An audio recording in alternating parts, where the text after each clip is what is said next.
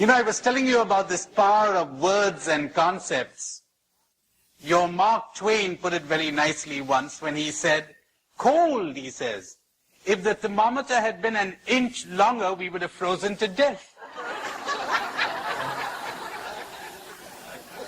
That's pretty accurately put, you know. We do freeze to death on words. It's like, it's not the cold outside that matters, but the thermometer. It's not reality that matters, but what you're saying to yourself.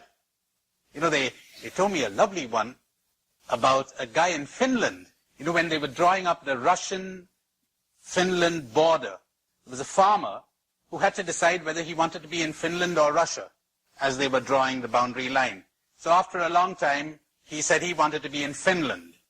And he didn't want to offend the Russian officials who came up to him and demanded to know why did he want to be in Finland. And the guy says, you know, it has always been my desire to live in Mother Russia. But at my age, I wouldn't be able to survive another Russian winter. So I want to be in Finland. That brings it out very well, doesn't it? It's only a word. It's only a concept. But it isn't. Not for human beings. Not for crazy human beings. There was a man who once attacked a guru, the master, for claiming this, that human beings were mostly reacting to words, not to reality, as I explained to you this morning. The governor, a beggar, an Indian, an American, the cardinal, archbishop, the Pope, Mother Teresa. I wonder how many would be capable of seeing Mother Teresa. Or would they be seeing what they heard about her? Or would they be seeing what they're expecting? So we're frequently not looking at reality. We're almost never looking at reality. So this master was attempting to explain to them how human beings react to words. They feed on words. They live on words. They're perishing because they're living on words, not on reality. They're not getting nourished on reality. So one of the men stood up there and protested. He said, I don't agree that words have all that effect on us. And the master said, sit down, you son of a bitch. And the man went livid with rage. He said, you call yourself an enlightened person, you call yourself a master, you ought to be ashamed of you, and so on for a couple of minutes. And the master said, pardon me, sir, I just got carried away. I really beg your pardon. Pardon me, that was a lapse. I'm sorry. So the man calmed down. And the master said, it took just a few words to get a whole tempest within you and a few words to calm you down, didn't it? Words, words, words. Who will liberate us from words? How valuable they are. How imprisoning if they're not used properly. We have another question here. Yes. All right. The question is, the harder you try to change, the worse it gets. Is there a passivity there? Remember I said, the more you resist something, the greater power you give to it. So resist not evil. When someone strikes you on the right cheek, offer him your left as well. You always empower the demon you fight. That's very oriental. Flow with the enemy, and you overcome the enemy. How does one cope with evil?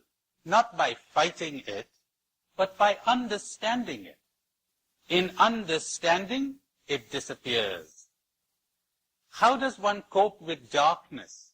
Not with one's fists. You don't chase darkness out of the room with a broom. You turn on the light. But the more you fight darkness, the more real it becomes to you, and the more you exhaust yourself. But when you turn on the light of awareness, it melts. Watch this. Scrap of paper. This is $1 billion check. I must renounce it. The Gospels say I must renounce it. Got to renounce it. Got to give it up. I want eternal life. Substitute one greed with another greed. Spiritual greed with the other greed. Before you had a worldly ego, now you got a spiritual ego, but you got an ego all the same.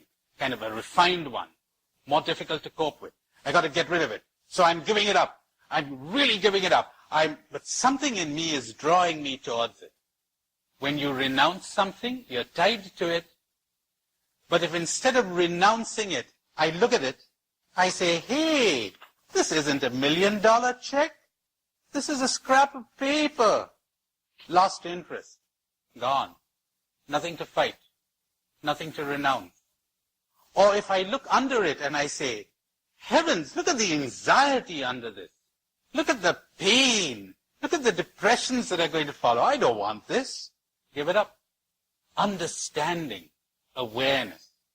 Does that address itself to your question? Don't fight. Don't make efforts. Don't drag yourself somewhere. Find out what's going on.